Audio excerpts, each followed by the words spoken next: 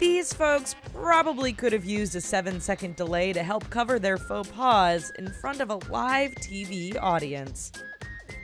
Kanye and T-Swift.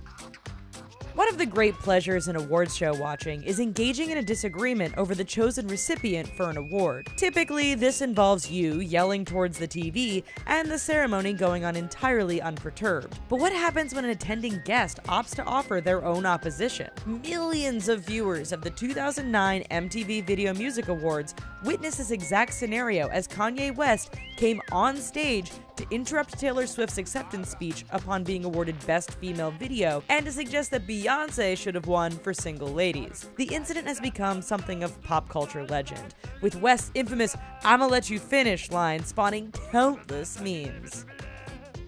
Harvey's slip. A successful game show host, talk show host, and stand-up comic, Steve Harvey seemed like an easy, non-controversial choice as the host of the 2015 Miss Universe pageant. But in the show's ultimate moment of truth, as Miss Universe was set to be crowned, Harvey erroneously announced runner-up Miss Colombia as the event winner rather than Miss Philippines, the rightful winner. A few minutes later, amidst pomp, circumstance, and even an official crowning of Miss Colombia, Harvey had to cop to his mistake and announce the real Miss Universe. Apparently, pageant organizers somehow weren't too upset at this flub, as he has agreed to a multi-year contract to continue on as host. Ashley gets busted. It's said that the use of a backup vocal track is a common practice for pop artists, particularly while performing televised sample gigs to promote a new album. Still, the Saturday Night Live audience in attendance for an October show in 2004 wasn't looking for an insider perspective on the live music process when Ashlee Simpson's backup track malfunctioned and revealed her lip-syncing ways. When her hit song Pieces of Me began playing prematurely and left Simpson and her backup band exposed, she had little to do but perform an awkward jig while still in the spotlight. The mistake was a costly one, as fans were angered and Simpson was bumped from her lofty perch of stardom soon after. Carl Lewis's anthem. The national anthem is a consistent staple of the pregame portion of live sporting events, something that you aren't even likely to really notice unless things go badly. Roseanne's disrespectful take on the Star-Spangled Banner in 1990 at the Jack Murphy Stadium springs immediately to mind. But still, it's hard to top the debacle that was Olympic hero Carl Lewis trying his hand at the anthem during the 1993 NBA Finals series between the Chicago Bulls and the Phoenix Suns. Lewis, attempting to launch a music career, did not merely possess a fingernails on a chalkboard voice, but even acknowledged his failings by shouting, "Uh-oh," and "I'll make up for that" during the lackluster performance. Balloon Boy. It made for gripping television when in Fort Collins, Colorado in 2009, the Heen family reported to authorities and media outlets that they had launched a UFO-shaped gas balloon with their 6-year-old son Falcon having mistakenly snuck inside. Too bad it was all a sham. In reality, the balloon boy was never trapped in the floating vessel at all, instead hiding in the attic all along. In a live interview with Wolf Blitzer on Larry King Live amid suspicions over the legitimacy of the story, the family's hoax came completely undone when Falcon spoke up by saying, "We did this for the show." Falcon's admission was a costly one for his parents, who both faced felony charges. Capone's empty vault.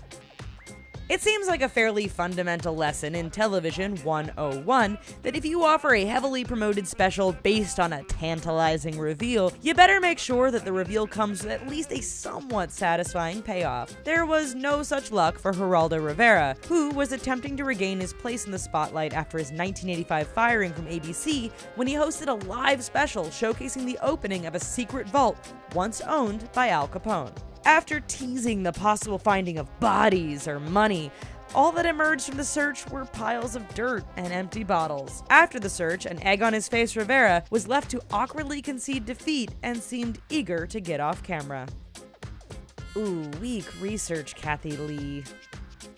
Having funny man Martin Short appear on The Today Show to promote his voice work in Madagascar 3 seemed like a perfectly harmless, safe, and entertaining sit-down opportunity. It would have helped, however, if co-host Kathie Lee Gifford had done even a basic level of research. After chatting about Short's son graduating college, Gifford moved on to asking about the comedian's wife, unaware that she had died of ovarian cancer 2 years prior. To his credit, Short took the painful line of questioning in stride, waiting until the commercial break to correct her glaring error. It was only when Gifford apologized after the break that the mistake was made known. F it, I quit.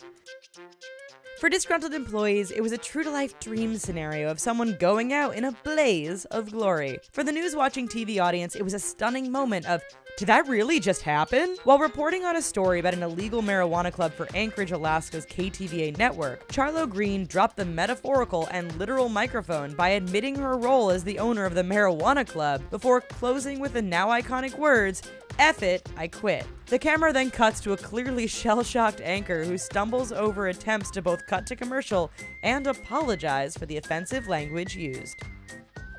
Weigh-in boner.